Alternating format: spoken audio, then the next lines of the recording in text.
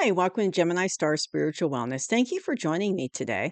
So, in today's video, we're doing our February 2026 astrological update. So, this is the highlights. There's a lot going on astrology wise for the month, but this is just the highlights that I go over with you. So, this is our update for the month. So, starting out in February 1st, we've got a full moon in Leo. And, that's interesting because I just finished up the February readings and I can't remember. I think it was for the fire signs, but it was talking about like definitely got in a feeling that, or download, I should say, of information about the moon was affecting you. So for some of us, the moon's going to be really affecting us from like, the strong moons in January, but also going into February. So I feel like, there's a very good chance that for some of us, the full moon could really be having an effect on that. And that's coming out right beginning February 1st, full moon in Leo, beginning of the month. And this is going to help us with like focus on taking care of our heart energy and doing things that we love. So being joyful, being happy, being full of joy and happiness, and basically like, focusing on our heart and things that we love doing and our heart energy, our heart chakra. So that's starting out the month of February 1st. Now, February 3rd, Uranus goes direct in Taurus. Now, those outer planets like that, when they move into different signs or, to go retrograde, go direct or change signs, it's like it takes, like decades, right, for them to go through. So they're very slow moving. So that's why they're called the generational planets, because it takes them a long time to go through those transits. And so it's like it can affect a whole, generation of people because it takes so long. But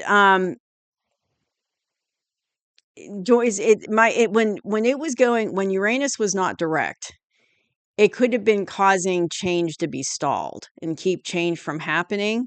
But now that it's turning direct in Taurus, it's kind of getting the green light to go ahead with changes. So if there was kind of like a sense of things being stalled or you were stuck, it's like now, that's going to go away. The stallness is going to go away. Being stuck is going to go away. And that now things can come back in, things aren't going to, or they're going to move forward, change is going to happen. And it could be changes with stability, with our resources.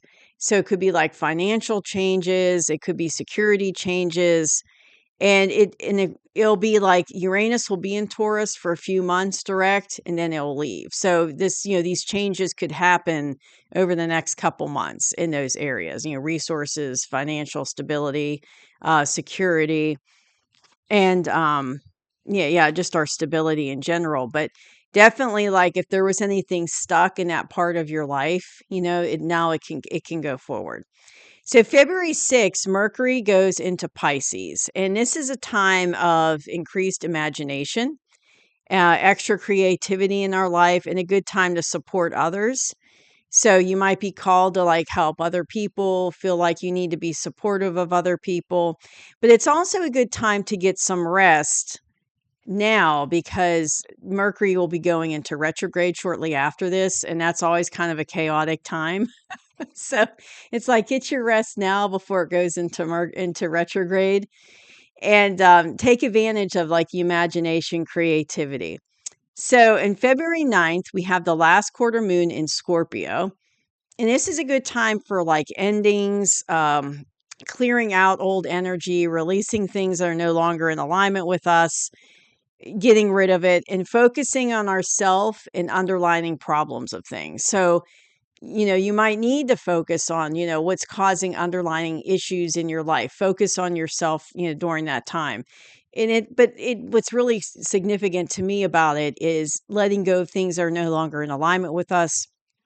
A good time for clearing things out and endings with the last quarter moon in Scorpio. But it's interesting because, I've been seeing that theme all through 25 of letting go of things that are not in alignment with us, whether it's like career decisions or relationships. But it's like a lot of people, and I feel like that's carrying over into this year. But a lot of people are going to be like getting rid of things that, they're just no longer in alignment with, releasing things because they're changing. A lot of us, our belief systems are changing, our, how we feel about things are changing, how we see the world is changing, and that's going to, kind of trickle down into our personal lives as well. So February 10th, Venus goes into Pisces. And this is an interesting pairing because Pisces is kind of like metaphysical and spiritual and dreamy. So it's like this pairing can help us be more compassionate towards others, understanding and empathetic, and help us to develop new connections with others, new deeper connections. So, if we're letting some relationships go, they're no longer in alignment with us.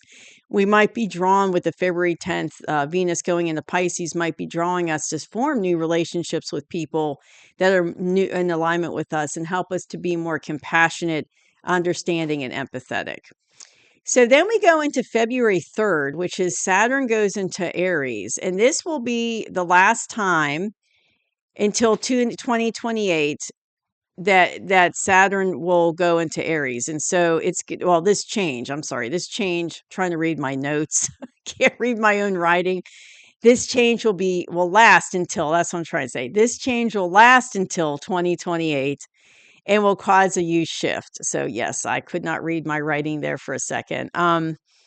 So Saturn's kind of like the tough love planet, and it kind of kicks our butt with lessons, and it's really good at that. So there could be, and it's lasting for a couple years, 2 more years. So it could very well cause a huge shift in our life, and we will become Saturn going into the Aries, because Aries is like a fire sign planet. It's action, taking action. So it's kind of like it's going to force us to be more independent and take the lead on things and have more initiative. So if you've been kind of holding back and just kind of sitting on the fence and, not really taking action, this could very well push you to be more independent and to take action. And basically, it's going to help us to make these changes in our lives, but also help us embrace who we truly are. So say you want to embrace who you truly are and you're figuring that out, but you've been kind of like hee-hawing about it and not moving forward. Like, you've been thinking about maybe starting your own business and something you're passionate about or something like that, and really tapping into who you truly are, but you've been kind of, delaying it and kind of dragging your feet with it. This February 3rd change with Saturn going into Aries for the next 2 years, might really kick it into gear and kind of force you to go down that path and force you to be more independent and force you to embrace more of who you truly are. And once it pushes us on that path, it can really help us with a lot of our growth. It's kind of like, you always have to change and move forward to grow. And if you stay stuck in the same spot for too long, you're not growing. So it's like it's going to push us down this path so that we can grow and have progress in our lives and move forward. So we're not stuck holding on to the past and things are no longer, like holding on to what we need to let go of. So February 17th is a solar eclipse in Aquarius. And so there's going to be a focus on our future and opportunities for positive change in our life, which kind of tie into what I was just saying about Saturn and Aries. And it can also, the eclipse can also help us pursue our hopes and dreams. So it can help with those big changes. But I keep going back, I keep hearing about tapping into who we truly are. So like you might have hopes and dreams, things that you really want to do, and embrace who you truly are. And this is a type of energy that's going to help that, between Saturn going into Aries and the solar eclipse in Aquarius. Also on February 18th, we have the Pisces season starts. And Pisces allows us to be more empathetic and compassionate and intuitive. So it really kind of helps. It's a good season of really learning how to tap into that intuition that we all have, learning different ways to tap into it, learning how to follow it.